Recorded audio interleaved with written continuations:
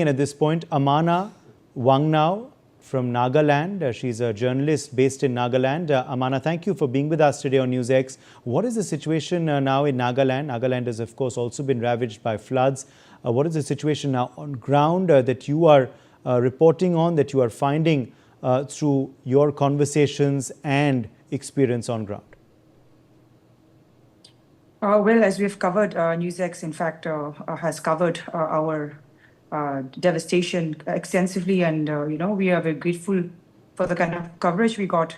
Never before flood situation in Nagaland with 11 lives lost, 2 bodies yet to be found, still missing. The team that was looking for the body has given up at this point of time, and there was a funeral in their memory. However, the bodies have not been recovered yet. And we've had some sunny days, but the rains haven't really stopped yet. The main cause, which started a week ago, was about 8 to 9 hours of continuous rains, which had poured down and caused such devastation. Responding to my co-panelists here, Ambia, I also want to make some responses to her findings.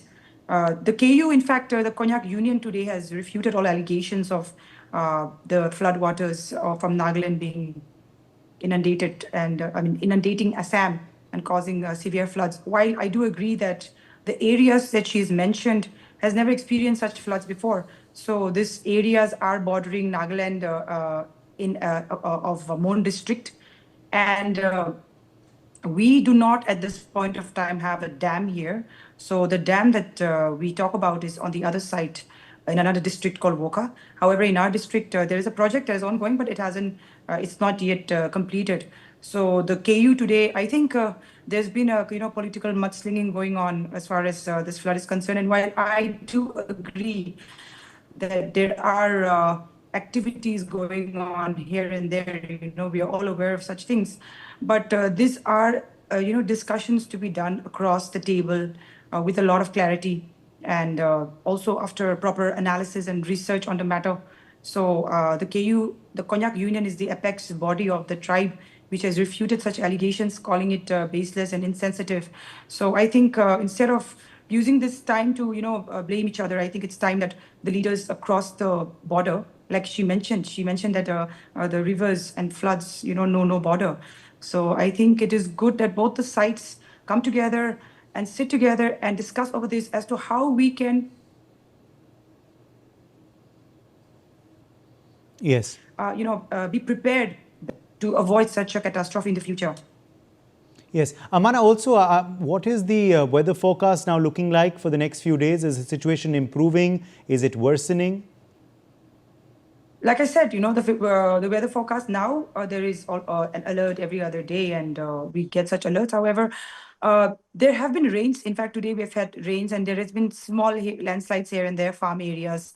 So the rains are continuing, however, not at that rate that we faced the first day of the floods. But rains do continue, and this actually are normal rains here. We have like heavy rains here, 2 to 3 hours. It's just the normal here.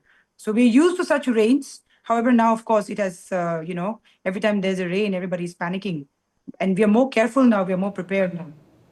But the rains haven't completely abated. However, we have sunny days here and there with a bit of rain. In fact, we've had good rains today as well. And it has stopped. It was for about a few hours. And this, I think, it will continue for the remainder of the season. Okay. Amana, also now let me also ask you about the helping hand. Are you seeing the government there, the other public representatives extending that helping hand now on ground to the vulnerable, to the affected? Is rescue and relief happening, and has it been in earnest?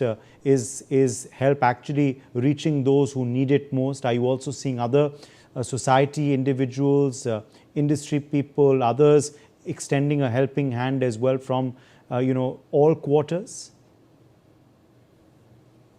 As discussed earlier, and I keep saying it over and over again, unprecedented, the first time ever that we've had such a catastrophe, I would call it, claiming lives and the loss of economic and livelihood.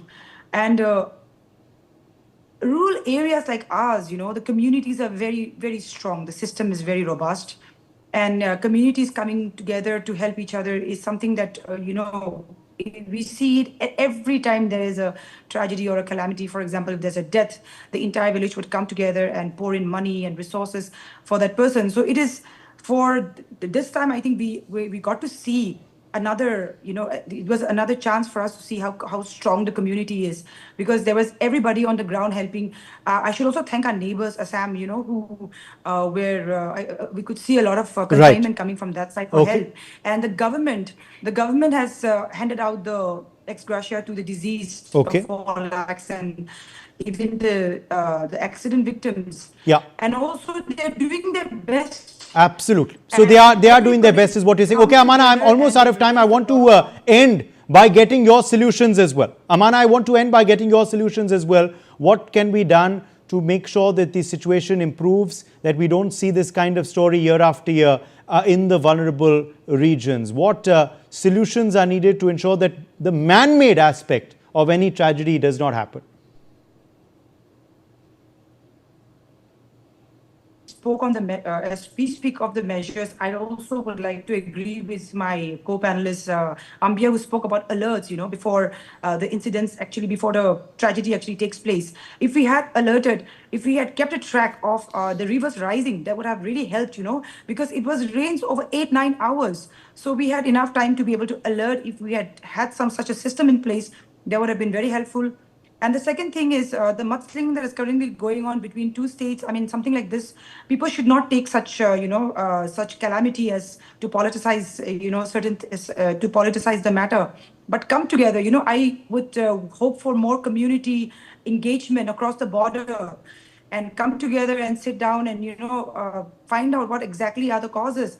Also, we have to remember that it is reported that there is a report how the fastest forest cover depletion in the northeast is actually coincidentally states like Arunachal, Nagaland, and Assam. These are the 3 states that actually has the highest forest depletion cover.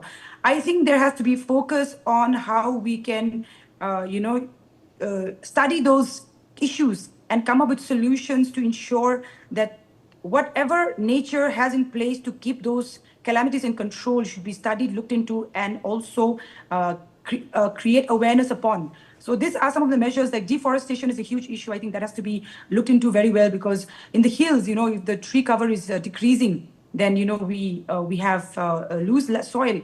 However, on the other side, we also need to agriculture to sustain. So there has to be a system where the people are able to survive off the land without actually destroying or damaging it. So these discussions have to come up soon. There has to be departments looking into it, and leaders taking a strong, stock of the situation and finding solutions to such issues. Thank you very much, Amana Wangnao, for joining us with your perspective on this big story. On that note, a quick break.